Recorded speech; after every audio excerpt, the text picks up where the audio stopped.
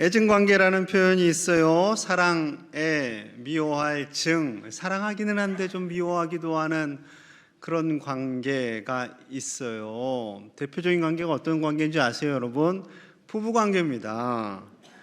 여러분, 머리털이 파뿌리 되기까지 사랑하겠습니다 했는데 살다 보니까 좀 미운 면도 있고 부족한 면도 있고 갈등도 있는 것이 사실이죠. 부부싸움은 칼로 물베기라고 합니다. 맞아요? 옛날 표현인 것 같아요. 요즘 부부싸움하고 칼을 종종 이제 극단적인 행동을 해요. 주로 남자분들이 그런 일을 하니까 여러분 요즘같이 결혼을 안 하려고 하는데 여성들이 더 겁을 먹고 더 결혼을 안 하려고 하는 이런 시대가 되어갑니다. 우리 광양제일의 이 좋은 남자 성도님들 같은 분들만 만나면 아무 문제가 없을 텐데 참 걱정입니다. 여러분 반려동물과의 애증관계도 있어요. 딱 저희 집 관계예요. 저희 아이들과 강아지. 이 아이가 유기견이에요.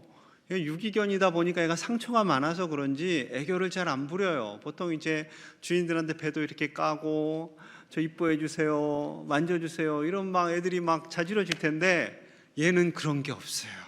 도도해요. 내 식구가 집에 갔다 오면 나 밖에 갔다 들어오면 저를 질서가 있어. 질서가 제가 1번이에요 저를 먼저 막 반기고 막 쓰다듬고 그래요. 그 다음에 아내한테 가요. 그리고 끝. 3번 4번 우리 아이들은 없어요. 그럼 얘네들은 나한테 한 번만 와봐 막 지들이 애교를 부리죠. 그런데 얘가 워낙 도도하니까 이뻐하면서도 약간 미운 감정이 있어요. 그래도 이 강아지가 한번 아프기만 하면 큰일 날 것처럼 막 발을 동동 구릅니다. 여러분 성경에도 이런 애증관계가 있어요. 바울과 고린도 교회의 관계입니다. 바울을 가장 힘들게 했던 교회가 고린도 교회죠. 바울 당신 사도 맞아? 이렇게 대들기도 하고 교회 안에서 갈등도 있고 파벌도 나뉘고 교회 교인들끼리 서로 소송 걸고 정말 힘들게 했던 교회예요. 그런데 또 바울에게 물어보지는 않았지만 정말 이 교회를 사랑하는 손가락 안에 드는 교회. 그래서 서신서 보면 가장 길어요. 고린도, 전후서 합치면 가장 깁니다. 여러분 사랑하는 사람에게 길게 편지 쓰죠. 편지 써 보셨죠? 별로 사랑하지 않으면 짧게 잘 먹고 잘 살아라 이런 거 끝. 사랑하면 막 구구절절히 쓰잖아요. 마찬가지였다라는 거죠. 이 애증의 고린도를 오늘 방문하는 거예요. 사도행전 18장에 고린도 교회를 방문합니다. 자, 1절에서 3절 봅니다. 그 후에 바울이 아덴을 떠나 고린도에 이르러 고린도에 방문한 거예요. 아굴라라는 본도에서 난 유대인 한 사람을 만나니 글라우디오가 모든 유대인을 명하여 로마에서 떠나라 한 고로 그가 그 아내 브리스길라와 함께 이달리아로부터 이태리죠 새로운지라. 바울이 그들에게 가매 생업이 같으므로 함께 살며 일을 하니 그 생업은 천막을 만드는 것이더라. 자, 브리스길라와 아굴라 부부입니다. 글라우디오 황제 때 이 황제가 로마 안에 있는 유대인들 다 나가라 그랬어요. 그러니 이 부부가 고린도까지 오게 되었어요. 그곳에서 자신들의 일인 천막을 만드는 일을 합니다. 그런데 바울도 이 천막 만드는 일을 했어요. 교회에서 후원이 원활하지 않지요. 2000년 전에 돈도 없어요. 바울도 먹고 살아야 돼요. 잠도 자야 돼요. 그래서 그가 하는 방법은 텐트를 만드는 일이었습니다. 그런데 이들 부부도 같이 텐트를 만들어요. 보통 이 동종 업종에 있는 분들은 경쟁자도 되지만 또 이제 친해질 수 있죠. 과일 가게 사장님이 옆집 과일 가게가 좀 과일 좀 잘 팔려요. 아유 요즘 이 비도 많이 오고 해서 과일이 잘 안 되네. 뭐 이러면서 서로 친해질 수도 있고 그렇게 해서 얼굴을 트고 지내다가 바울이 복음을 전하게 됐어요. 그랬더니 이 부부가 정말로 예수님을 철석같이 믿어요. 힘을 다해 복음 사역에 함께하게 됩니다. 자, 심지어 이런 일도 있었어요. 18절 상반절입니다. 바울은 더 여러 날 머물다가 형제들과 작별하고 배 타고 수리아로 떠나갈새 브리스길라와 아굴라도 함께 하더라. 고린도를 떠나서 수리아, 시리아를 가는데 이들 부부가 함께하는 거예요. 마치 베드로와 요한이 예수님을 따라간 것처럼 이들 부부가 바울을 따라서 함께 배 타고 바울과 동행하는 동역자가 됩니다. 에베소에 들렀네요. 이들이 믿음이 너무 좋으니까 에베소의 교회가 세워지기를 바라는 마음으로 이 에베소의 사역자를 세우는데 이들 부부를, 이 두 사람을 세우게 돼요. 자, 사도행전 18장 24절에서 26절 사이에 이 에베소에서 어떤 일이 있었는지 말씀합니다. 알렉산드리아에서 난 아볼로라 하는 유대인이 에베소에 이르니, 에베소에 갔어요. 이 사람은 언변이 좋고 성경에 능통한 자라. 그가 일찍이 주의 도를 배워 열심으로 예수에 관한 것을 자세히 말하여 가르치나 요한의 세례만 알 따름이라. 알기는 아는데 부족하게 알고 있는 거예요. 요한의 세례만 아는 거예요. 성령 세례를 몰라요. 26절, 그가 회당에서 담대히 말하기를 시작하거늘 브리스길라와 아굴라가 듣고 데려다가 하나님의 도를 더 정확하게 풀어 이르더라. 아볼로라는 대단한 믿음의 사람이 등장을 합니다. 믿음도 좋고요, 성경도 잘 알아요, 언변도 좋아요, 예수님을 믿었어요. 그래서 예수님을 전하기는 하는데 성령 세례를 몰라요. 요한의 세례 요한의 세례만 안다라는 거예요. 그런데 그가 회당에서 담대하게 복음을 전합니다. 프리스길라와 아굴라가 듣다 보니 좀 부족해. 이 신학이, 이 성경적인 지식이 완전하지가 않아요. 그래서 아볼로님 잠깐 우리 좀 봐요 하고 가르칩니다. 이 아볼로도요, 겸손하게 이 두 사람의 가르침을 받았어요. 그리고 가르침을 받고 아볼로는 훗날 고린도 교회의 지도자로 쓰임을 받게 됩니다. 이렇게 에베소에서 사명을 감당하는 부부는 나중에 자신들을 쫓아냈던 로마로 다시 가게 됩니다. 로마서 16장 3절과 4절이에요. 너희는 그리스도 예수 안에서 나의 동역자들인 브리스길라를 의미합니다. 브리스가와 아굴라에게 문안하라. 그들은 내 목숨을 위하여 자기들의 목까지도 내놓았나니 나뿐 아니라 이방인의 모든 교회도 그들에게 감사하느니라. 바울이 로마 교회에 보내는 편지예요. 그런데 바울은 로마 교회에 방문하기 전에 이 편지를 썼어요. 그런데 로마 교회를 누가 섬기고 있어요? 브리스길라와 아굴라가 섬기고 있습니다. 에베소 교회에서 열심히 사명을 감당하는 이들을 바울이 로마 교회에 가셔서 로마에서 믿음의 사람들이 세워지도록 도와주십시오 한 거예요. 그랬을 때 자신을 쫓아냈던 그 로마로 이들 부부가 다시 가서 사명을 감당하고 있었던 거죠. 여러분, 대단한 부부 아닌가요? 목숨을 걸고 간 거예요. 복음을 위해서 이방인들도 예수님을 믿어야 되니까 바울이 어떻게 온 세상을 다 두루 다닐 수 있겠어요? 그러니 우리가 갈게요 하고 가서 교회를 섬겼던 거죠. 여러분, 부부가 하나가 되어서 헌신하면요, 놀라운 일들이 이루어집니다. 1 더하기 1은 2잖아요. 너무나 어려운 수학인데, 여러분, 부부가 하나하나가 만나서 2가 되는 것이 아니라 3이 되고 4가 되고 5가 될 수 있다니까요. 이것이 시너지 효과입니다. 목사님들이 1분, 2분, 3분, 4분, 5, 우리 4분이군요. 넷이 만나서 넷의 역할을 감당하는 것이 아니라 5, 6, 7의 역할을 할 수 있다니까요. 우리 부목사님들이 잘하잖아요. 그런 거예요. 아름다운 부부 사역자들이 있어요. 김성묵 장로님, 한은경 권사님. 장로님은 두란노 아버지 학교를 시작하신 분이고, 권사님은 두란노 어머니 학교를 시작하신 분이에요. 온누리교회 하영조 목사님께서 이 시대의 아버지들이 한 30여 년 전쯤에 너무 약하니까 아버지들을 살립시다, 가정에 다시 아버지의 권위를 회복합시다 해서 아버지 학교를 했는데, 해보니 어머니도 약해. 어머니 학교도 해봅시다. 두 학교를 하다 보니 이거 안 되겠네, 부부가 같이 해야 할 것 같아. 그래서 부부 학교도 하게 됐어요. 사진 보여주시면 부부 학교 알고 난 후 행복이 꽃 피었어요. 그렇지요. 부부가 함께 소통하고 부부가 함께 믿음 안에서 하나 되면요, 그 영향력이 자녀들에게 흘러가는 거예요. 부부가 싸워요. 그럼 자녀들이 나중에 커서 결혼에 대한 소망을 가질까요, 안 가질까요? 결혼하니 맨날 싸우더라. 죄송합니다만 결혼에 대한 소망을 잘 갖지 않습니다. 난 그냥 혼자 살래. 힘들게 둘이 살아서 저렇게 싸울 거면 안 사는 게 낫지. 이렇게 되는 거예요. 여러분, 믿음이 연약할 수가 있어요. 배우자의 믿음이 연약할 수가 있어요. 그러나 포기하지 마시기 바랍니다.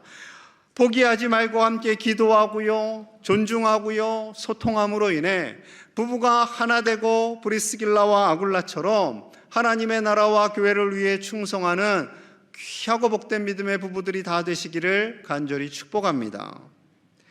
하나님께서 고린도에서 좋은 만남들을 계속 이어주세요. 바울이 간절히 기다리던 사람들이 있었어요.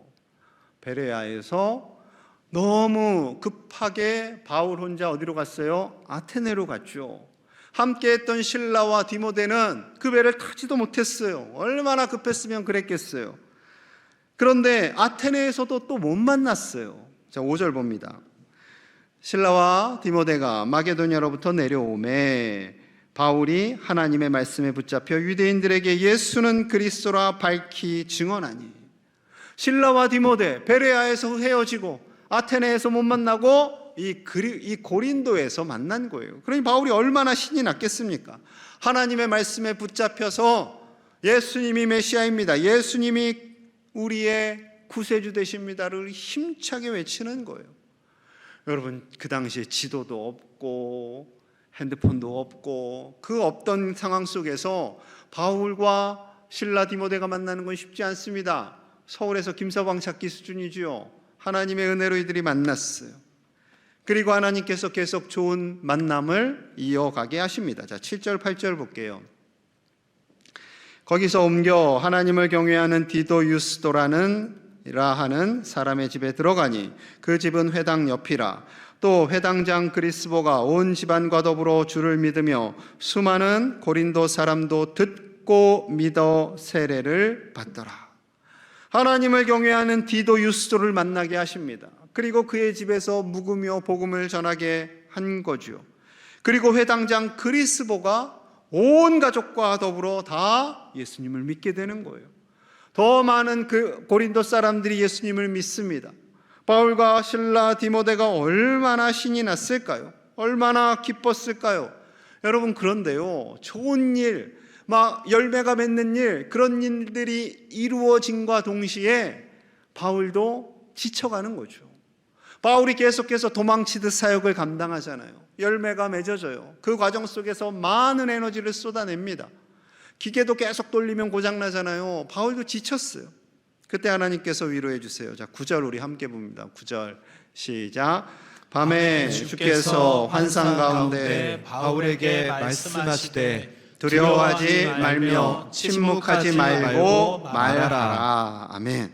왜 두려워하지 말며 라고 하셨겠어요? 바울이 두려워하니까, 힘드니까, 또 어떤 대적이 나타날지, 또 도망가야 될지, 또 이들과 헤어져야 하나, 여러 가지 두려운 마음이 들었어요. 두려워하지 말아라, 침묵하지 말고 복음을 전하라 말씀하시는 거죠. 우리도 지칠 때가 있어요. 교회 봉사하다가, 가정을 꾸려나가다가, 직장에서 일하다가 지칠 때가 있죠. 엄마 아빠의 사명을 감당하기 힘들어요. 직장인의 사역 요즘 참 힘들잖아요. 그렇다고 우리가 이것을 포기할 수 있나요? 포기할 수 없습니다. 다시 힘을 내셔야 돼요. 자, 10절 봅니다. 우리 함께 볼게요. 시작. 내가 너와 함께 있음에 어떤 사람도 너를 대적하여 해롭게 할 자가 없을 것이니 이는 성 중에 내 백성이 많음이라 하시더라. 아멘. 하나님께서 바울과 함께 하심에, 하나님이 그냥 함께 하시는데 팔짱 끼고 좀 잘해봐라 이러세요? 아니죠. 도와주시는 거죠. 붙들어 주시는 거죠. 위기에서 건져주시는 거죠. 뿐만 아니라 바울의 동역자들을 이 성중에 많이 세워 놓았다라고 말씀하시는 거죠. 그래서 이 고린도에서 브리스길라 아굴라 부부를 만났어요. 실라와 디모데를 만났어요. 디도 유스도도 만났어요. 그리스도도 만났어요. 바울이 얼마나 기뻤겠습니까? 여러분, 좋은 동역자를 만난다는 것은 큰 축복이죠. 우리가 살아오면서 좋은 동역자, 좋은 부모님, 좋은 자녀들, 좋은 믿음의 동역자들 만나서 함께 살아오게 되었습니다. 여러분, 그런데 잘 보셔야 돼요. 바울에게 좋은 동역자들도 붙여주셨지만 바울이 먼저 그들에게 좋은 동역자가 되어 준 거예요. 여러분, 좋은 동역자는 하늘에서 감 떨어지듯 그렇게 떨어지는 것이 아닙니다. 서로 좋은 동역자가 되어 주셔야 돼요. 우리 구역장님이 연약해요. 그러면 내가 구역장님을 챙겨드리면 돼요. 그러면 감사해서 구역장님이 또 구역 식구들을 챙기겠죠. 남녀 선교회 임원 세워놨더니 일을 안 해. 그리고 정죄하고 판단하는 것이 아니라 선배님들이, 후배님들이 격려해주고 하도록 도와주는 거예요. 그러면 이분은 또 힘을 얻어서 감당을 하게 되겠죠. 여러분, 우리 안에 좀 약은 마음이 있어요.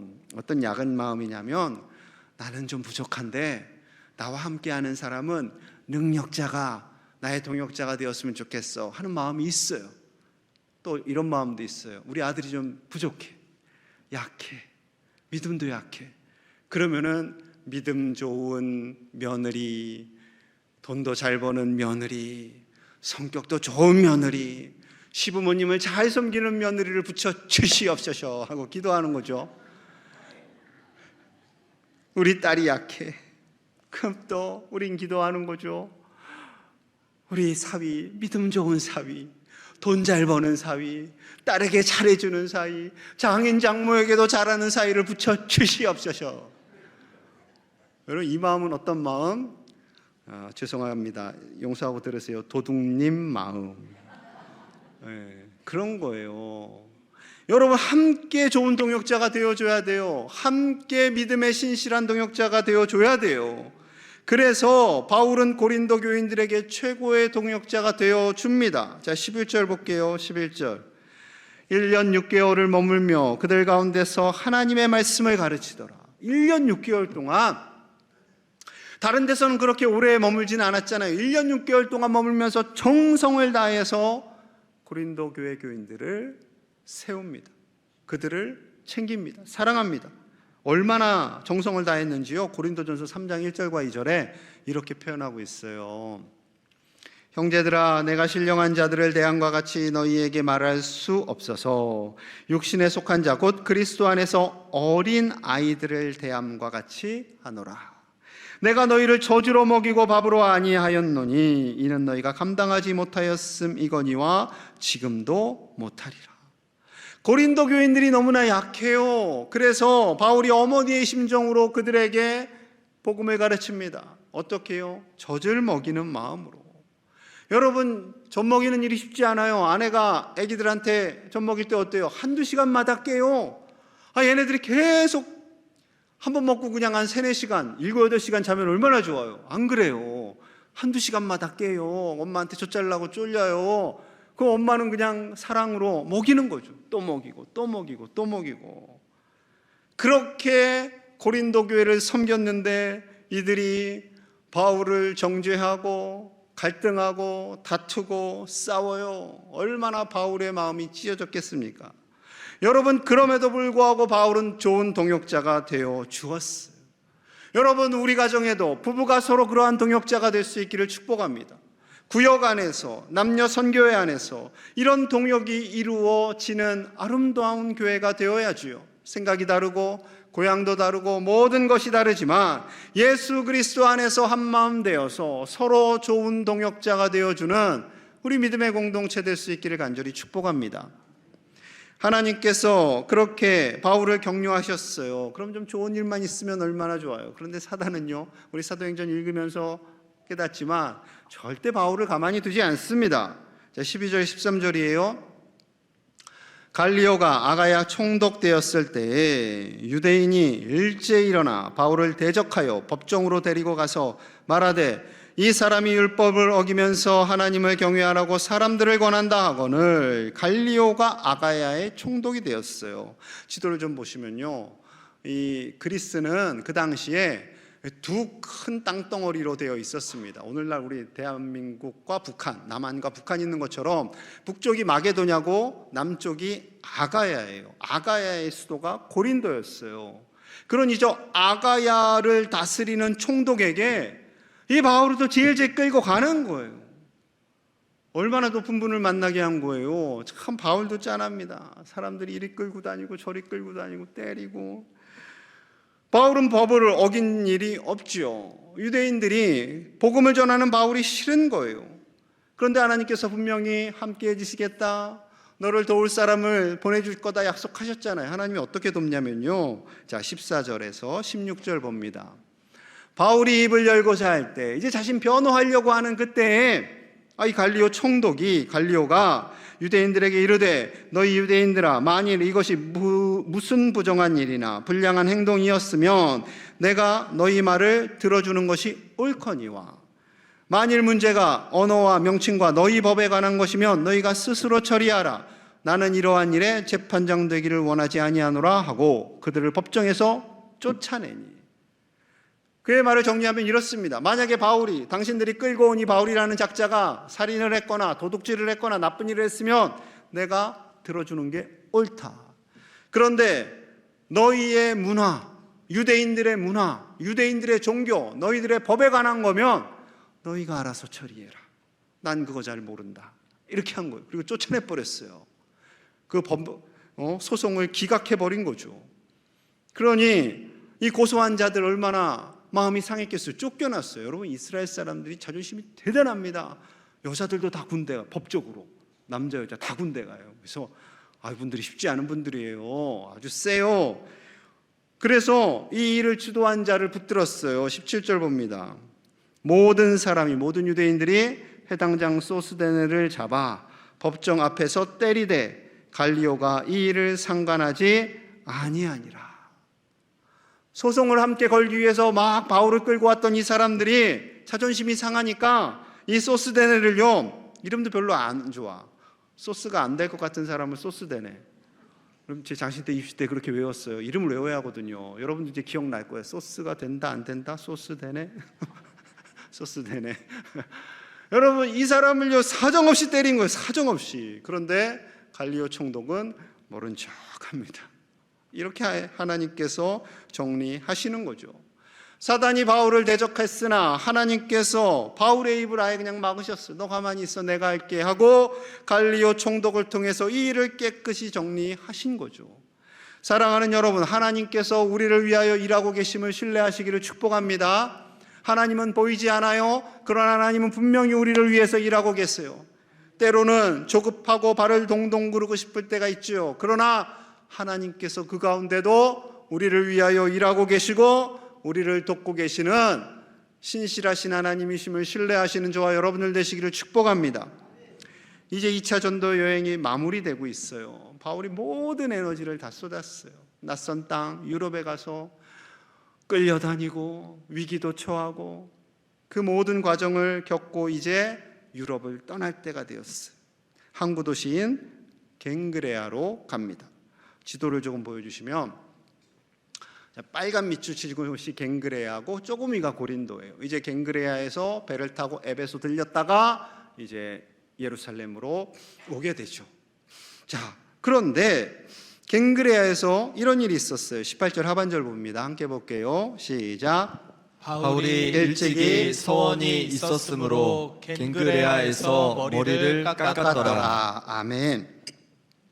겐그레아에서 일찍이 서원이 있어서 머리를 깎았다라는 겁니다. 일찍이라는 것은 그 이전에 선교여행을 출발할 즈음에 그가 서원을 했다라는 거예요. 어떤 서원? 나시린 서원. 이 나시린 서원은요, 머리를 안 깎는 거예요. 삼손처럼. 그리고 포도와 포도주를 먹지 않습니다.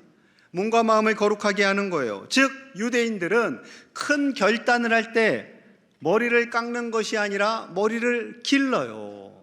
우리는 깎아요. 우리는 결단할 때 머리를 깎습니다. 데모하거나 이렇게 주장을 펼치는 분들이 머리를 깎죠. 여성분들도 깎아요. 예전에 야구팀 하나가 성적이 좀 안 좋으니까 선수들이 다 머리를 깎고 나왔어요. 머리를 깎고 쫙 앉아 있는데 깜짝 놀란 적이 있어요. 저도 머리를 깎았잖아요. 20대 중반에 큰 시험 앞두고 하나님 이번만은 붙여주시옵소서 하고 깎았는데 똑 떨어졌어요. 그리고 또 한 번 깎았어요. 2006년에 사학법 개정 반대할 때 그때 한번 또 이제 교단 목사님들과 함께 깎았어요. 그래서 몇 년 전만 해도 사학법 개정 박재일 목사 삭발 검색하면 나왔어요. 제가 이런 사람이에요. 여러분, 바울이 복음을 전하면서 자신을 온전히 하나님께 내어드리고 싶었던 거예요. 삼손과 같이. 그런데 그 서원의 시간이 이제 끝났어요. 2차 전도여행 마무리할 즈음이 되었어요. 그래서 이제 자신의 머리를, 긴 머리를 깎고 목욕도 하고 정리하는 거죠. 그리고 자신의 삶을 하나님께 온전히 내어드리며 지금까지 인도해 주신 하나님께 감사하였던 거죠. 여러분, 하나님께서 지금 갑자기 나실인 서원을 하라 라고 하시진 않습니다. 그러나 하나님께서 우리에게 이 험한 세상에서요, 우리의 유혹이 많은 이 세상에서, 갈등이 많은 이 세상에서 정신 바짝 차리고 신앙생활 하기를 원하고 계세요. 우리를 공격하는, 우리를 삼키려고 하는 사자와 같이 달려드는 사단의 공격이 있습니다. 어느 교회에 연세 드신 성도님이 보이지 않았어요. 그래서 그 담임 목사님이 그 성도님이 어떻게 생활하시나 궁금하던 차에 알게 되었어요. 작은 교회를 다니시게 되었다고, 교회를 떠나서. 또 우연히 그분을 만났어요. 그러니 목사님이 여쭤보는 거예요. 지사님, 어떤 교회 가셨다면서요? 아, 예, 작은 교회 갔어요. 작은 교회 어떤 교회요? 가정교회요. 가정교회요? 그러면 더 정확하게 알고 가셔야 되는데 그 목사님이 신학을 어디서 공부하셨대요? 그랬더니 이분이요, 조금 이제 짜증이 좀 나셨어요. 그러다 이 목사님이 계속 질문을 하니까 통일교회요. 통일교 갔어요. 여러분, 이 말을 듣고 그 목사님이요, 힘이 쭉 빠지셨대요. 그리고 회개했답니다. 자신이 양육했던 그 양이 통일교회 가서 이 꼴을 먹고 있는다는 생각만 해도 속이 터지는 거죠. 여러분, 우리 교회에서도 얼마든지 그런 일이 일어날 수 있습니다. 정신 바짝 차리셔야 돼요. 저와 목사님들이, 장로님들이, 안수지사님들이, 권사님들이, 구역장님들이, 남녀 선교회 임원들이 신앙생활을 오래 하신 분들일수록 믿음이 연약한 분들을 도우셔야 돼요. 함께 신앙생활했던 분들이 보이지 않으면 관심을 갖고 전화하고 요즘 신앙생활 어떻게 하냐고 묻고 이상한 데 가고 있으면 끌어오셔야 돼요. 여러분, 늘 만났던 분들만 만나면 편하죠, 좋죠, 행복하죠. 그러나 하나님께서 우리는 그분들만 동역자가 된 것이 아니라 연약한 이들의 동역자도 되게 하셔서 우리가 하나님의 나라 가는 그날까지 아무리 사단이 우리를 공격해와도 함께 믿음 생활하는 믿음의 백성들이 되어야 할 줄로 믿습니다. 저는 제일 안타까운 게요, 이단들 보면서 혹시 이런 분들 계실까 걱정이에요. 아이, 목사님, 저분들도 좀 먹고 살아야죠.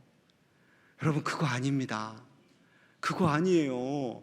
그 사람들은 하나님께로 갈 영혼들을 뺏어서 자신들의 부와 명예를 누리는 사람들이기 때문에 하나님께서 결코 기뻐하지 않아요. 긍휼의 마음을 가지고 그분들이, 만약에 우리 교회 신앙생활하다가 방황하는 분들이 하나님께로 다 올 수 있도록 정말 좋은 믿음의 동역자들이 되어주시는 우리 제일의 가족들, 그런 믿음의 부부와 같은 동역자들 다 되시기를 주님의 이름으로 간절히 축복합니다. 우리 함께 마음을 모아서 기도하겠습니다. 하나님, 귀한 동역자들, 우리 배우자, 믿음의 가족들을 주심에 감사합니다. 하나님, 다른 사람을 탓하기보다는 내가 좋은 동역자가 되어주게 하여 주시옵소서. 서로를 위해 기도하며 서로를 돌봐주며 함께 이끌어가는 아름다운 가정, 우리 교회 되게 하여 주시옵소서. 부흥회를 허락하시니 감사합니다. 우리 예배당이 2층과 3층이 가득 채워지게 하시고 말씀을 사모하게 하시고 우리의 믿음이 성장하고 회복되어져 가는 복된 시간이 되게 하여 주옵소서. 가정과 이 나라 온 세계 열방을 향한 간절한 기도의 제목들이 있사오니 하나님들어 응답하여 주시고 하나님의 평화가 가득하게 하여 주옵소서. 예수님 이름 받들어 간절히 기도하옵나이다. 아멘.